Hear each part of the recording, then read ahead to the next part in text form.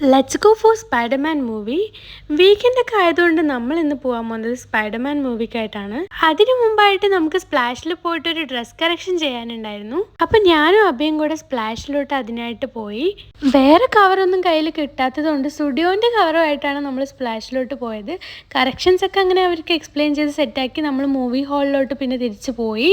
Movie ഹാളിൽ പോയിട്ട് popcorn ഇല്ലാതെ എങ്ങനെയാ? അപ്പോൾ നമ്മൾ ആദ്യം പോയത് പോപ്കോൺ വാങ്ങിക്കാനായിട്ടാണ്. പതിവ് പോലെ അല്ലായിരുന്നു, നല്ല തിരക്കായിരുന്നു തിയേറ്ററിൽ. സ്പൈഡർമാൻ മൂവി ആയതുകൊണ്ടാണെന്ന് തോന്നുന്നു ഫുൾ ക്രൗഡഡ് ആയിരുന്നു. എപ്പോഴത്തെയും പോലെ അല്ലാതെ കുറച്ച് നേരമൊക്കെ വെയിറ്റ് ചെയ്തിട്ടാണ് നമ്മൾ പോപ്കോൺ വാങ്ങിച്ചത്.